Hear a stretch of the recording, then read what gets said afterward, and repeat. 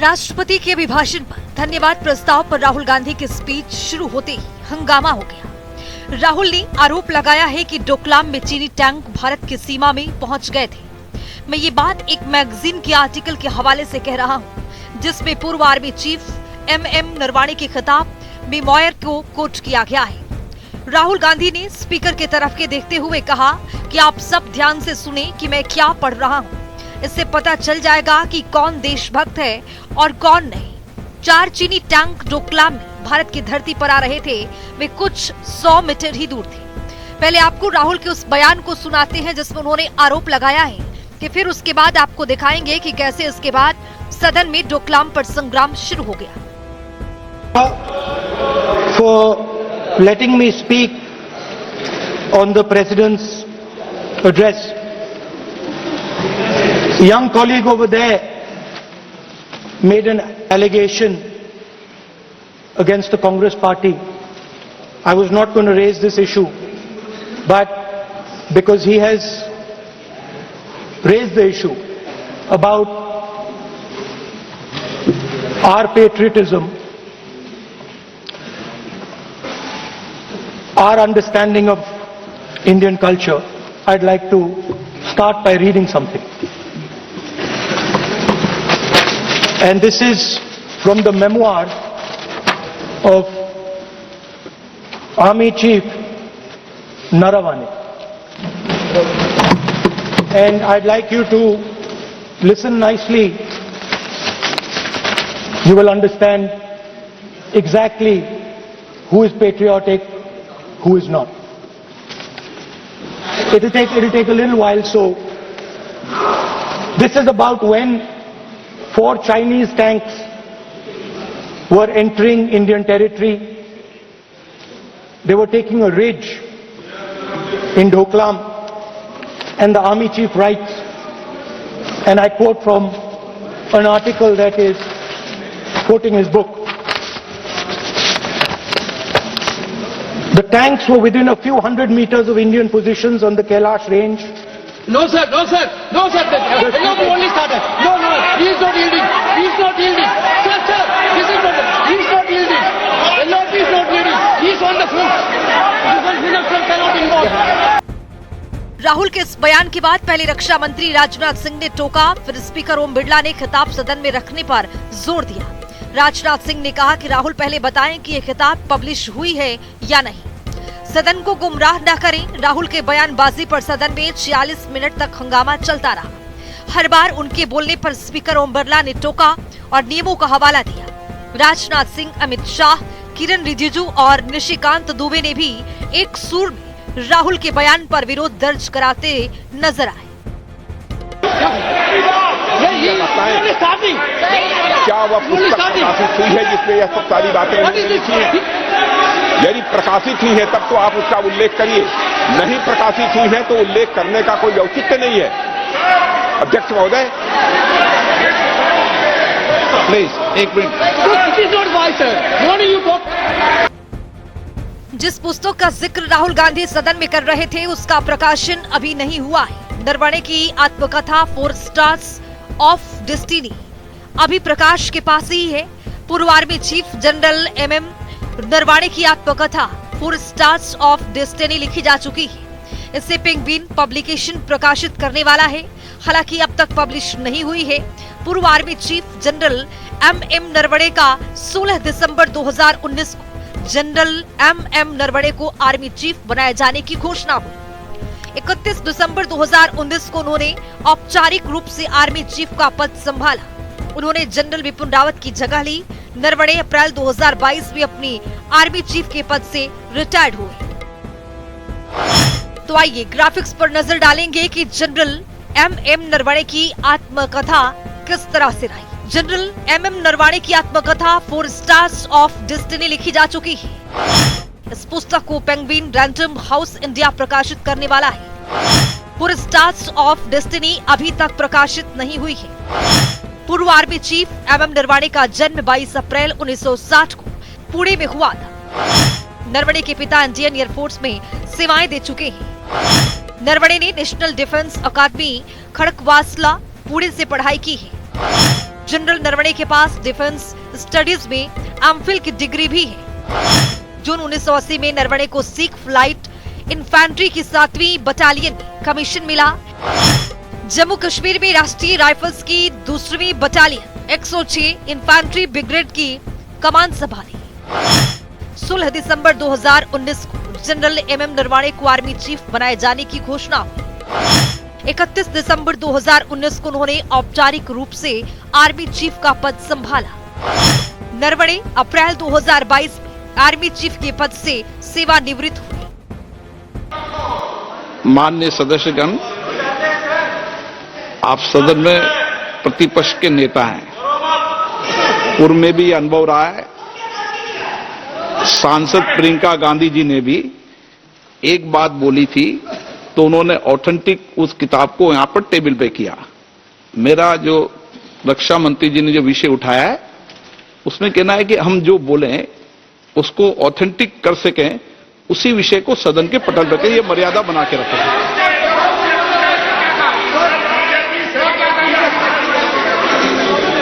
Sir दीजिए। Sir this is 100% authentic, 100% authentic. के माध्यम से ये पूछना चाहता हूं लीडर अपोजिशन से, जिस पुस्तक sir Rajnath Singh is getting exercise उल्लेख कर रहे name is going to be spoken just now. प्रकाशित हुई है या नहीं हुई है, केवल मैं एक प्रश्न का जवाब इनसे चाहता हूं अध्यक्ष। Speaker sir, I have not said anything. So these are the memoirs of General Naravane, in which अध्यक्ष महोदय, पहले यह बताएं वह पुस्तक प्रकाशित हुई है कि नहीं हुई है? नहीं हुई है तो किस पुस्तक से वह उल्लेख कर रहे हैं उसकी जानकारी सदन को दें। रक्षा मंत्री बिल्कुल नहीं हुई। जनरल एमएम नरवणे की इस अप्रकाशित पुस्तक पर सदन सियासी अखाड़े में तब्दील हो गया। किरण रिजिजू ने कहा कि राहुल देश को नीचा दिखा रहे हैं। किरण रिजिजू ने पूछा कि देश को नीचा दिखाकर क्या मिलेगा? हमारा आपका मतभेद हो सकता है, लेकिन आप ऐसी बात बता रहे हैं जिसका सोर्स ही नहीं है। किसने बताया आपको कि चाइनीज टैंक कहां खड़ा है? आप ऐसी चीज मत बोलिए जिससे हमारी सेना का मनोबल गिरेगा। पीएम भी थे, हम भी बैठे हैं, लेकिन आप नियम के तहत बोले। हमने पहले भी कहा है कि हम सब शांति से सुनना चाहते हैं। मेरा एक सवाल है सर, आपके माध्यम से भी इस सदन को भी, ये सदन नियम से चलता है। जब लीडर ऑफ अपोजिशन खुद नियम नहीं मानेंगे, रूलिंग को नहीं मानेंगे, ऐसा मेंबर के साथ हम क्या करना चाहिए, इसमें भी चर्चा होना चाहिए। ये नियम ही नहीं मानते हैं। आपने कम से कम 5 बार कह चुके हैं कि आपने रूलिंग दे चुके हैं, तो हम तो इस सदन से बड़ा नहीं है। स्पीकर ने रूलिंग देने के बाद आपको मानना चाहिए। मैं आपको रिक्वेस्ट करता हूं राहुल गांधी जी, आप लीडर ऑफ अपोजिशन है, आप ही उल्टा अपने सदस्यों को व्यवहार सिखाना चाहिए। आप खुद ऐसा नियम उल्लंघन करेंगे, आपका मेंबर क्या सीखेगा? आप 5 बार एमपी हैं और आप स्पीकर के रूलिंग को नहीं मानेंगे, आपका ऑपोजिशन का बाकी एमपी कैसे सीखेंगे? इस सदन में नए एमपी आया है, लीडर ऑफ ऑपोजिशन खुद ही नियम नहीं मानते हैं, स्पीकर का रूलिंग को नहीं मानते हैं, सदन कैसे चलेगा? यहाँ मर्जी से आप अपना रूल तो नहीं बना सकते, रूल बनाया हुआ है, मानना पड़ेगा। सर आपने रूलिंग दिया है, इसको अभी रूलिंग का पालन करना चाहिए। किरण रिजिजू के इस बयान पर राहुल गांधी ने कहा कि ये बात 2020 में शुरू होती है। 4 टैंक हिंदुस्तान में, इसके बाद फिर हंगामा शुरू हो गया। स्पीकर बिरला ने कहा कि आप नियमों के मुताबिक बोले, मैं व्यवस्था दे चुका हूं और ऐसे काम नहीं चलेगा। इस पर राहुल ने आरोप लगाया है कि राष्ट्रीय सुरक्षा का मसला है। हमारी सेना ईस्टर्न लद्दाख भी थी, चीन की सेना वहां घुस गई। राजनाथ ने कहा कि मैं जानना चाहता हूं कि राहुल जी को ये बातें कहां से पता चली, वे बताएं। ये गुमराह कर रहे हैं, इन्हें इस मसले पर बोलने से रोका जाए। स्पीकर सर, पहले आपने मुझे बोला कि मैं किताब को कोट नहीं कर सकता। मैंने कहा मैं किताब को कोट नहीं कर रहा हूं, मैं मैगजीन को कोट।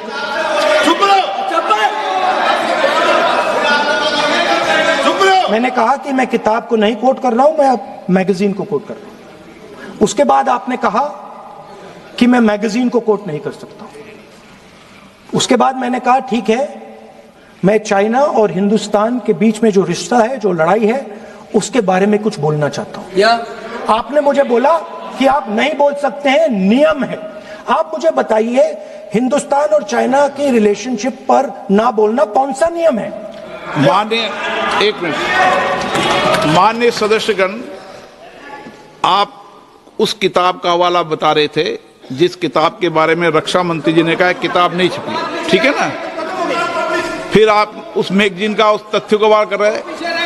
आप विषय पर राष्ट्रपति अभिभाषण में जो विषय तथ्य हैं, नहीं, जो विषय तथ्य हैं उसमें कहीं भी भारत और चाइना का कोई विषय बिंदु नहीं है। इस संग्राम को आगे बढ़ते हुए टीएमसी के सांसद महुआ मोइत्रा ने कहा कि तेजस्वी सूर्या जैसा कोई भी खड़ा होकर कुछ भी कह सकता है और उसकी तारीफ होती है, और फिर जब हम विपक्ष के तौर पर कुछ कहने के लिए खड़े होते हैं तो हमारे अधिकार छीन लिया जाता है और हमें बताया जाता है कि इस पर एक नियम है। वो कह रहे हैं कि नियम 349 कहता है कि आप सदन के कामकाज के अलावा कुछ भी नहीं कह सकते। आज सदन के कामकाज में राष्ट्रपति का अभिभाषण है। राष्ट्रपति हर चीज के बारे में बात करते हैं। क्या आप मुझसे कह रहे हैं कि भारत चीन संबंधों का जिक्र सदन में नहीं किया जा सकता है? भारत पाकिस्तान संबंधों का जिक्र सदन में नहीं किया जा सकता है? भारत अमेरिका संबंधों का जिक्र सदन में नहीं किया जा सकता है? हमें किस बारे में बात करनी चाहिए? बैठ जाएं और जय प्रधानमंत्री करें। क्या हमें सदन में बस यही करना चाहिए? माननीय सदस्य तेजस्वी सूर्या का भाषण ध्यान से सुना है।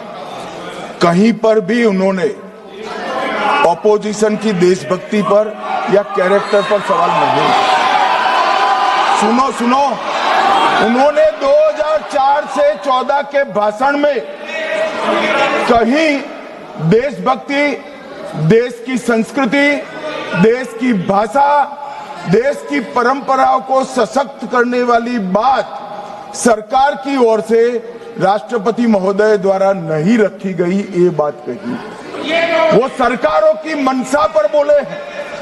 कहीं पर भी विपक्ष की देशभक्ति पर सवाल नहीं उठाए। और दूसरी बात, माननीय विपक्ष के नेता कह रहे हैं हमें बोला नहीं जा रहा है।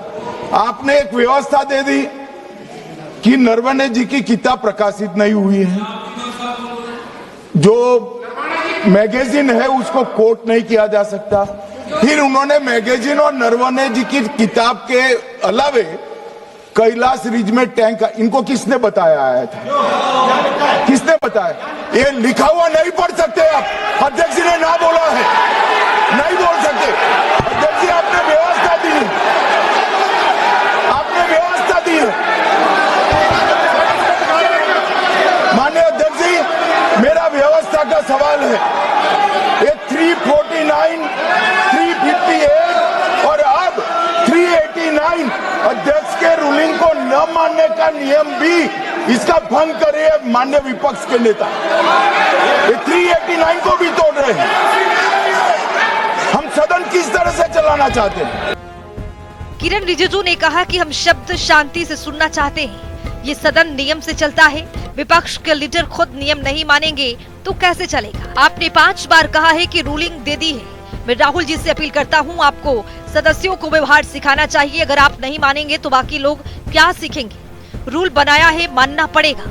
ओम बिरला, विपक्ष के नेता राहुल जी, लगातार आप अवहेलना कर रहे हैं। आप राष्ट्रपति के अभिभाषण पर बोल रहे हैं तो ठीक है। इस पर राहुल गांधी ने कहा कि मैं किताब को कोट नहीं कर सकता। मैंने कहा कि मैं किताब को नहीं, मैगजीन को कोट करता हूं। फिर मैंने कहा कि चाइना इंडिया के रिश्ते पर बोल रहा हूं। आप मुझे बताएं, चीन भारत के रिश्ते पर बोलना कौन सा नियम का उल्लंघन है? आप कह रहे हैं कि चीन पाकिस्तान के बारे में नहीं बोलना है। बात यह है कि आपके एमपी, रक्षा मंत्री, गृह मंत्री, पीएम हमारी पार्टी पर, कैरेक्टर पर, देशभक्ति पर, विपक्ष की राष्ट्रीयता पर सवाल उठाते हैं। इस आर्टिकल में पीएम और रक्षा मंत्री के बारे में लिखा है। आप मुझे बोलने दीजिए। अब मुझे बोलने दीजिए कि नरवणे जी ने, बोलने का आपका माइक चालू है। अब मुझे, लेकिन आप, अब मुझे ये बात ना चाइना के बारे में है, ये बात प्रधानमंत्री नो और आप अब मैं इसका भी नियम बता दूं, 1 मिनट वो माननीय सदस्य प्लीज, गृह मंत्री नो मैं नियम बता दूं, रूल्स 1 मिनट आप सुनिए प्लीज। नो नियम प्रक्रिया 353 के अंदर जो आप सबने पढ़ रखा है, किसी भी व्यक्ति के विरुद्ध या माननीय मंत्री के विरुद्ध आप कोई आरोप लगा रहे हैं तो उसके लगाने के पहले आपको लिखित में देना पड़ेगा। नो आपको रूल्स का पालन करना पड़ेगा। अगर सदन में बोलना है तो आपको सदन में बोलना है तो नियम प्रक्रियाओं का पालन करना पड़ेगा। अगर आप सदन में नियम प्रक्रियाओं से नहीं बोलना चाहते तो इजाजत नहीं मिलेगी, मैं अगले वक्ता को बुलाऊंगा। नियम प्रक्रियाओं से बोलेंगे, ऐसे नहीं बोल सकते आप। अगर आप नहीं बोलना चाहते सदन में तो सदन तो नियम प्रक्रियाओं से चलेगा, बार बार आसन की अवमानना से नहीं चलेगा। आप अगर नहीं बोलना चाहते तो मैं अगले वक्ता के रूप में अखिलेश यादव जी को बुलाऊंगा।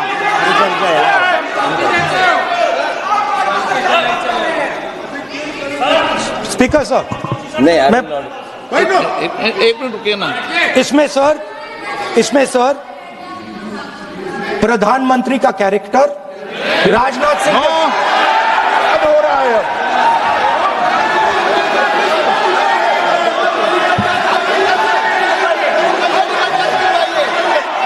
अखिलेश यादव जी बोलिए आप।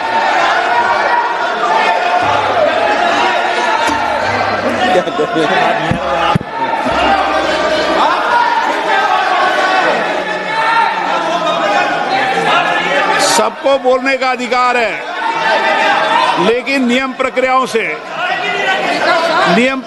से किसी आरोप प्रत्यारोप के लिए सदन का उपयोग नहीं किया था। आप सदन के बाहर जो बोलें, सदन के अंदर आपको तथ्यों से बोलना पड़ेगा, नियम प्रक्रियाओं से बोलना पड़ेगा।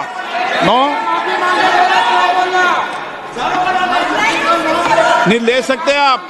नीतियों में बोलें, पॉलिसी में बोलें, आलोचना करिए, कितनी भी आलोचना करिए, नीति पॉलिसी पर आलोचना कीजिए आप। सर जो ये मेंबर पार्लियामेंट थे, ये हमारे चरित्र पे बोल रहे थे, हमारे पॉलिसीज पे नहीं बोल रहे थे। ये कह रहे थे कि हम एंटी नेशनल है। इस पूरे विवाद पर सदन में अखिलेश यादव खड़े हुए बोलने के लिए। उन्होंने कहा कि चीन का मुद्दा सेंसिटिव है, राहुल को बोलने दीजिए। अगर ये देश की सुरक्षा से जुड़ा मामला है तो राहुल जी को पढ़ने देना चाहिए। राहुल जी अपनी महत्वपूर्ण बातें रखना चाहते थे और देश के लिए बॉर्डर सिक्योरिटी, नेशनल सिक्योरिटी और फिर चीन बॉर्डर या चाइना बॉर्डर का सवाल हो तो और महत्वपूर्ण बन जाता है। समाजवादियों ने समय समय पर सरकारों को ये बात रखी है, पाकिस्तान से ज्यादा हमें सावधान रहना पड़ेगा चीन से, क्योंकि चीन की गिद्ध जैसी नजर हमारी सीमा पर बनी रहती है। और कई मौकों पर हमने देखा है, आजादी से लेकर के अभी तक बड़े पैमाने पर चीन ने जमीन छीनी है। भारत की बहुत सारा हिस्सा जो भारत का था वो चीन के पास चला गया। तो इसलिए ये महत्वपूर्ण सवाल बनता है कि अगर लीडर ऑपोजिशन कोई विषय उठा रहे थे और बॉर्डर सिक्योरिटी का था, नेशनल सिक्योरिटी का था, और फिर हम कितना व्यापार कर रहे हैं चीन के साथ, शायद आंकड़े ये बताते होंगे कि इतना ट्रेड कारोबार किसी दूसरे देश से हम नहीं कर रहे हैं जितना चीन से कर रहे हैं। तो एक तरफ जहां हमारा बॉर्डर उनसे बहुत बड़े पैमाने से जुड़ा हुआ है, तो बॉर्डर सिक्योरिटी, नेशनल सिक्योरिटी और हमारा बाजार, ये तीनों चीजें बहुत महत्वपूर्ण बनती हैं। और अतीत, अगर हम जाएं अतीत में, तो बहुत सारा हिस्सा हमारा भारत का चला गया। अखिलेश जी, स्पीकर ये कह रहे हैं कि motion of thanks presidential address पे था ये डिबेट, तो इसको क्यों उसे डाइवर्ट करना था? देखिए, सदन में कोई महत्वपूर्ण बात है तो वो तो उठती है और उठाना भी चाहिए। हम इसीलिए चुन करके आए हैं कि महत्वपूर्ण सवाल उठाएं। शायद इनकी दीवारों पे नहीं लिखा है, नए लोकसभा की दीवार पे, लेकिन पुराने लोकसभा की दीवारों पे अगर आप ऊपर और दाएं बाएं देखोगे तो ये लिखा है कि हमें बोलना चाहिए, अपनी बात रखनी चाहिए। तो हम यहीं चुनकर इसीलिए तो आए कि हम बात रखें अपनी। अमित शाह ने सदन में कहा कि राहुल जी जो कह रहे हैं वो एक मैगजीन की रिपोर्ट है। नरवणे जी ने ऐसा नहीं कहा है, मैगजीन तो कुछ भी लिख सकता है। तो राहुल गांधी ने अपनी प्रतिक्रिया देते हुए कहा कि सब नरवणे ने कहा है कि उनकी किताब को प्रकाशित नहीं करने दिया गया है। वहीं अमित शाह ने कहा कि राहुल ने खुद कह दिया है कि पुस्तक प्रकाशित नहीं हुई है। अब बात ही खत्म हो जाती है, जो बुक पब्लिश ही नहीं है उसका जिक्र कैसे कर सकते हैं। ओम बिरला ने माइक का कंट्रोल बंद करने का निर्देश भी दिया। राजनाथ सिंह ने कहा कि सदन के नियमों का उल्लंघन न करे राहुल। मैं केवल ये चाहता हूँ कि राहुल जी वो किताब ले आएं। मैं देखना चाहता हूँ कि मैं दावे से कह रहा हूँ कि वो किताब पब्लिश ही नहीं हुई। मैं लीडर अपोजिशन से केवल एक सवाल का मैं जवाब चाहता हूँ। यदि जिस पुस्तक की वह चर्चा कर रहे हैं उस पुस्तक में यदि कहीं पर है, यदि वह पुस्तक, तो मैं नहीं जानता पुस्तक है कि नहीं है, यदि है, यदि तथ्य सही होते तो निश्चित रूप से वह प्रकाशित होती। और यदि किसी ने प्रकाशन पर यदि रोक लगा दी, ऐसा लगता था कि यदि एक रोक गलत लगाई गई है तो मिस्टर नरावने कोर्ट से भी आदेश वह प्राप्त कर सकते थे। क्यों नहीं कोर्ट से आदेश प्राप्त किया? राजनाथ सिंह ने लोकसभा अध्यक्ष से कहा कि सदन में इस मुद्दे पर बोलने की अनुमति नहीं दी जानी चाहिए। जब हंगामा शांत नहीं हुआ तो सदन की कार्यवाही रोकनी पड़ी। इसके बाद जब सदन की कार्यवाही दोबारा शुरू हुई तब इस मसले पर हंगामा जारी रहा। आखिर में सदन को कल तक के लिए स्थगित करना पड़ा। प्रोग्रामिंग डेस्क, जनता टीवी।